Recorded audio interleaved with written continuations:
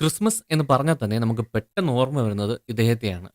നല്ല പൊക്കം കുറഞ്ഞ, വണ്ണമുള്ള, വെളുത്ത മീശയും താടിയുള്ള, ചുമന്ന ഡ്രസ്സിട്ട്, സർക്കസിൽ ജോക്കർ ഇടുന്നത് പോലത്തെ ഒരു തൊപ്പി വെച്ച്, പുറത്തൊരു ബാഗും ഇട്ട്, അതിൽ നിറയെ സമ്മാനങ്ങളിട്ട്, ഇങ്ങനൊരു രൂപമാണ് പെട്ടെന്ന് നമുക്ക് ഓർമ്മ വരുന്നത്.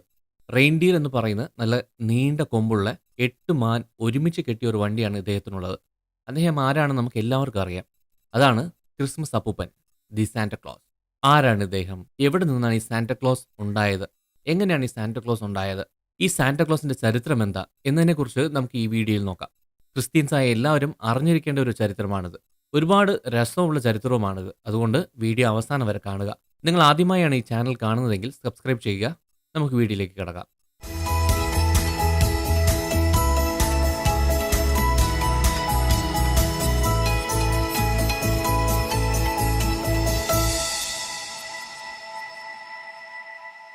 പണ്ട് പാശ്ചാത്യ രാജ്യങ്ങളിൽ മാത്രം കണ്ടുവന്നിരുന്ന സാന്റക്ലോസ് ഇപ്പോൾ ലോകത്തുള്ള എല്ലാവർക്കും തന്നെ നല്ല പരിചയമുണ്ട്. ഡിസംബർ മാസം ആരംഭം മുതൽ തന്നെ എല്ലാവരും സാന്റക്ലോസിന്റെ വേഷമിട്ടിരിക്കുന്നത് നമുക്ക് കാണാം. കുട്ടികളും ക്രിസ്മസ് അപ്പൂപ്പൻ, സാന്റക്ലോസ് എന്നിങ്ങനെ സ്നേഹത്തോടെ വിളിക്കുന്നത് നമുക്കറിയാം. സാന്റക്ലോസിനെ അറിയാത്ത ഒരു കുട്ടിയും ഈ ലോകത്തുണ്ടാവില്ല. ഈ ലോകപ്രശസ്തനായ സാന്റക്ലോസ് സത്യത്തിൽ ആരാണെന്ന് നിങ്ങൾക്കറിയാമോ? നിക്കോളാസ് എന്നാണ് അദ്ദേഹത്തിന്റെ പേര്. 3-ാം നൂറ്റാണ്ടിൽ ജീവിച്ച ഒരു മനുഷ്യനായിരുന്നു. അദ്ദേഹം ഒരു നല്ല സമ്പത്തുള്ള വീട്ടിൽ AD 280 ജനിച്ചു. ചെറുപ്രായത്തിൽ തന്നെ തന്റെ അപ്പനും അമ്മയും മരിച്ചുപോയി. നിക്കോളാസിന് ക്രിസ്തുവിനെ വലിയ ഇഷ്ടമായിരുന്നു. അങ്ങനെ അദ്ദേഹം ഒരു ബിഷപ്പായി മാറി. തുർക്കിയിൽ ഒരു സഭയിൽ അദ്ദേഹം പുരോഹിതനായിരുന്നു. അവിടെ ഒരുപാട് പാവപ്പെട്ടവർക്ക് തന്നാൽ കഴിയുന്ന രീതിയിൽ നന്മ ചെയ്തു വന്നു. സെയിന്റ് നിക്കോളാസ് എന്നാണ് അദ്ദേഹത്തിന്റെ പേര്.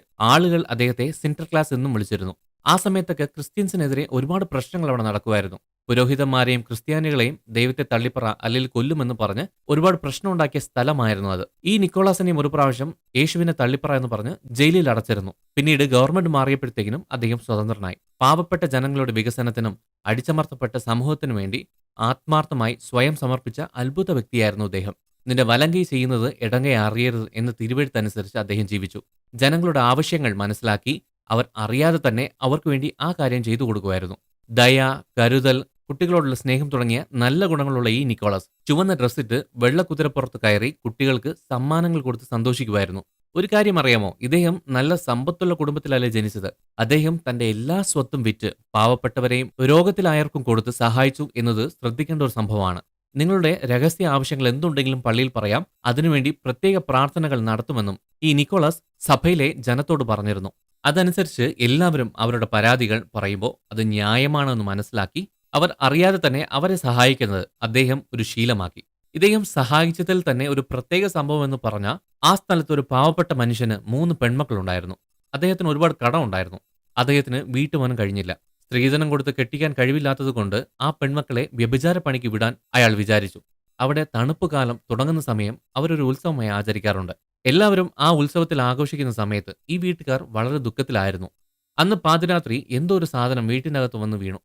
ആ ശബ്ദം കേട്ട് വീട്ടുകാർ എഴുന്നേറ്റ് വന്ന് നോക്കി. വീടിന്റെ ചിമ്മിണിയുടെ അകത്തുകൂടി ഒരു സാധനം വന്ന് വീണ് കിടക്കുന്നത് കണ്ടു. ആ ബാഗ് തുറന്നു നോക്കിയപ്പോൾ എല്ലാവരും അത്ഭുതപ്പെട്ടു. അതിനകത്ത് സ്വർണവും പണവും ഉണ്ടായിരുന്നത് കണ്ട് എല്ലാവരും ഞെട്ടി. ദൈവം കൊടുക്കാൻ തീരുമാനിച്ച ഓട് പൊളിച്ചും കൊടുക്കും എന്ന് പറയുന്നത് പോലെ ദൈവം എന്റെ ആവശ്യം മനസ്സിലാക്കി പണം തന്നു എന്ന് പറഞ്ഞ് എല്ലാവരും സന്തോഷിച്ചു. അങ്ങനെ ആദ്യ മകളുടെ കല്യാണം കഴിഞ്ഞു. അതുപോലെ തന്നെ രണ്ടാമത്തെ മകളുടെ കല്യാണത്തിനും ആ ആളുടെ കയ്യിൽ ഒന്നുമില്ലായിരുന്നു. ആ സമയവും തണുപ്പുകാലം തുടങ്ങിയ സമയമായിരുന്നു. ആദ്യ പ്രാവശ്യം ഒരു പൊതി ചിമ്മിണിയിലൂടെ വന്ന് വീണതുപോലെ അന്ന് രാത്രിയും അയാളുടെ വീട്ടിൽ ഒരു പൊതി വന്ന് വീണു.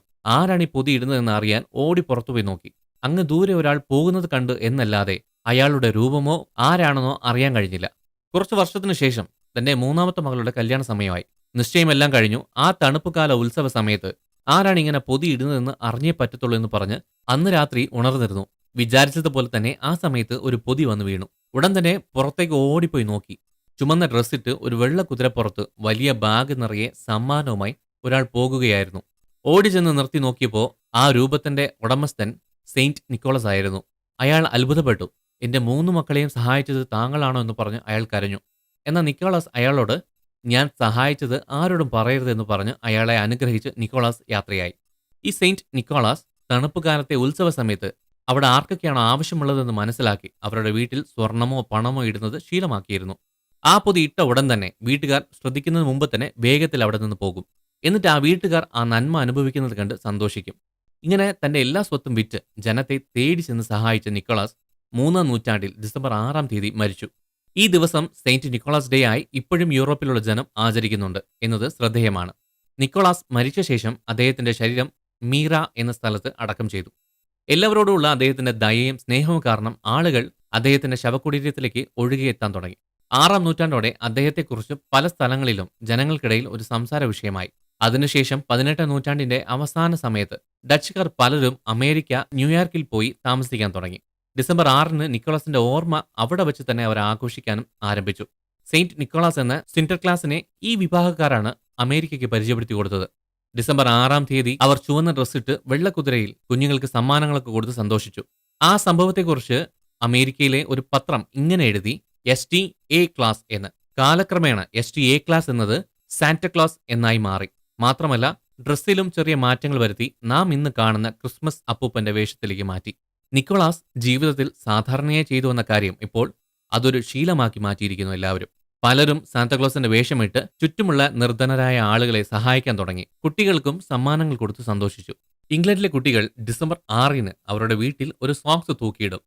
സാന്റക്ലോസ് വീടിന്റെ ചിമ്മിണിയിൽ കൂടെ ഇറങ്ങി വന്ന് സമ്മാനങ്ങൾ അതിനുള്ളിൽ വയ്ക്കുമെന്ന് ഇംഗ്ലണ്ടിലെ കുട്ടികൾ വിശ്വസിക്കുന്നു. സാന്റക്ലോസ് ഒട്ടകപ്പുറത്താണ് എത്തുന്നതെന്ന് സിറിയയിലുള്ള കുട്ടികൾ വിശ്വസിക്കുന്നു. യേശുവിനെ ഒട്ടകപ്പുറത്ത് കാണാൻ ശാസ്ത്രിമാരാണ് ഈ സാന്റക്ലോസ് എന്നാണ് അവർ വിശ്വസിക്കുന്നത്. 1909 പ്രശസ്ത എഴുത്തുകാരൻ വാഷിംഗ്ടൺ ഇർവിൻ എന്നയാൾ പല തെളിവുകൾ കാണിച്ച് നിക്കോളാസ് ആണ് യഥാർത്ഥ സാന്റക്ലോസ് എന്ന് തെളിയിച്ചു. 1931 കൊക്കക്കോള കമ്പനി സാന്റക്ലോസ് ഒരു കാർട്ടൂണായി പരസ്യങ്ങളുടെ ഒരു പരമ്പര പ്രസിദ്ധീകരിച്ചു. 1934 പുറത്തിറങ്ങിയ Santa Claus is coming to town എന്ന ഗാനം വളരെ ജനപ്രിയമായ ഗാനമായി ഇന്നും നിലനിൽക്കുന്നു.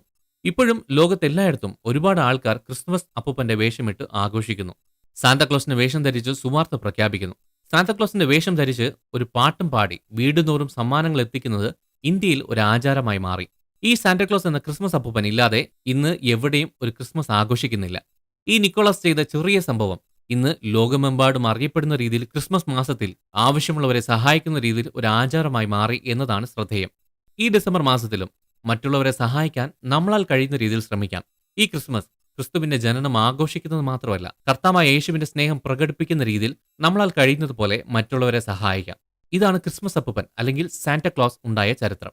ഈ വീഡിയോ ഇഷ്ടമായ ലൈക്ക് ചെയ്യുക, സബ്സ്ക്രൈബ് ചെയ്യുക. നിങ്ങളുടെ അഭിപ്രായങ്ങൾ താഴെ കമന്റ് ബോക്സിൽ രേഖപ്പെടുത്തുക. നിങ്ങൾ ദൈവത്താൽ അനുഗ്രഹിക്കപ്പെട്ടവർ.